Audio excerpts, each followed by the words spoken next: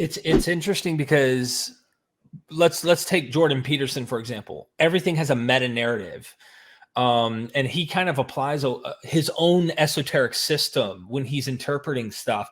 And for me, I'm more into the historical reality of what things really mean, what they really say, even though it's interesting to learn how people can read between the lines or come up with these things.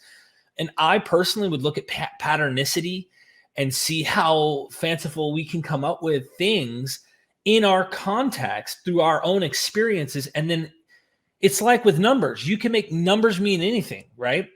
You can make words and letters mean anything if you try hard enough.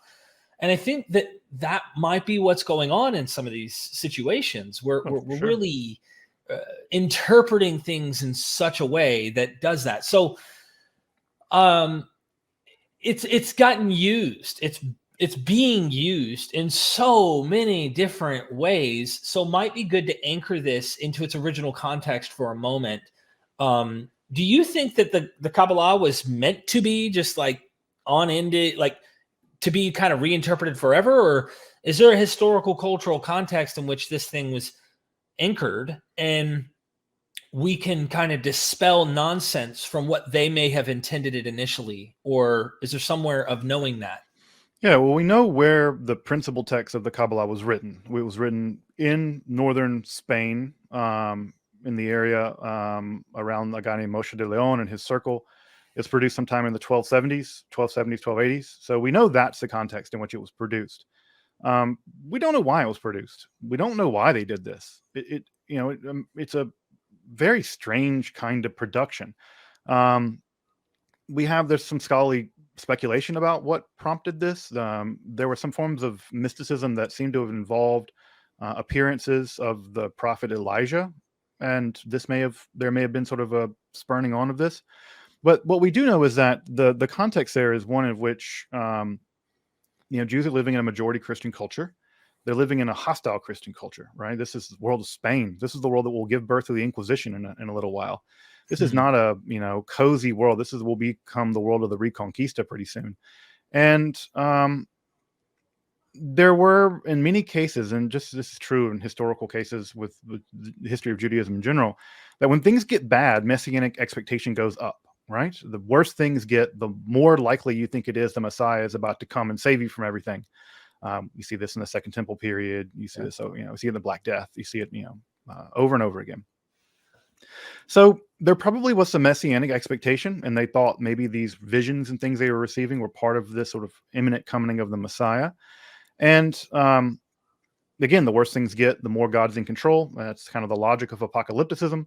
And after the Jews were expelled from Spain in 1492, you're talking about hundreds of thousands of refugees, basically told to convert or die.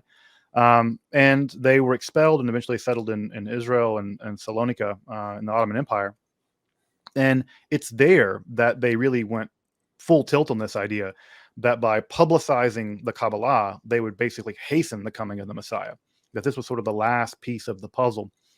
And that's how the Kabbalah went from being a very, very esoteric text among a very tightly select few group of elite rabbinical scholars to being disseminated widely into the population. This, of course, led to the in some ways led to the disaster of the whole false Messiah Shabbatai Tzvi and all the things that have come along with that, which is grist for the mill for conspiracy theorists and Shabbatai Tzvi and some of his followers.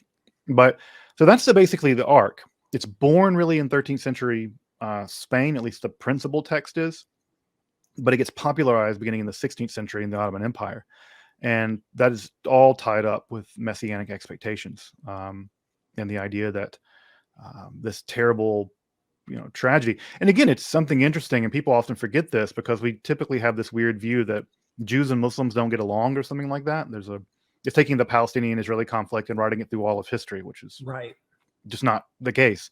But people forget, and he doesn't get the credit for it, but Bayezid II, the Ottoman Sultan, when the Spanish were kicking the Jews out, he realized that these people were an incredible asset in terms of literature and learning and being doctors, and he sent his entire fleet to pick them up. He picked up a ton of refugees, brought them back to the Ottoman Empire, and people often don't remember that there were no printing presses in the Ottoman Empire until one was established by a Jewish family in Salonika in 1495. So he was right, and you notice the meteoric rise in some ways of the Ottoman Empire after that. They just basically import an intellectual class, and also think about Spain's fortunes in the aftermath of those kinds of things. So I think that that kind of cultural trauma fed into the Zohar and the Kabbalah in a lot of ways, and that explains a lot of the sort of pretty gross xenophobic anti-Gentile language that you see through the Kabbalah, which is unfortunate. But I don't have the right nor the ability to change history and censor what I don't like or what I don't agree with, and it's certainly there, but it has a historical context, and that historical context is, well, would you have a terribly high opinion of the Christians around you who are forcibly converting your people and exiling you and things? You would have a low opinion of them, I think. Yeah. Yeah. And I mean, I guess it would be a different situation for me if I saw a huge population of people in the world who gravitated toward that negative kind of anti-Gentile type thing, and it was really making a major impact that was obvious. But instead, it's almost like divine hiddenness. You might find a few rabbis who are radical out there that are saying stupid, spewing nonsense, that is literally, somehow they relate to that rhetoric in their own world.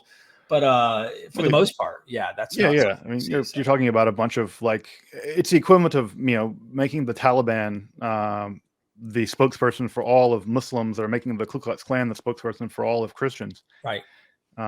You're talking about Jews make up less than 1% of the world's population, and Haredi Jews make up less than 0.5% of that. It's a tiny group of people. At the end of the day, they're just a tiny group of people who have to record themselves and put themselves on the internet saying hateful stuff in the name of Judaism. And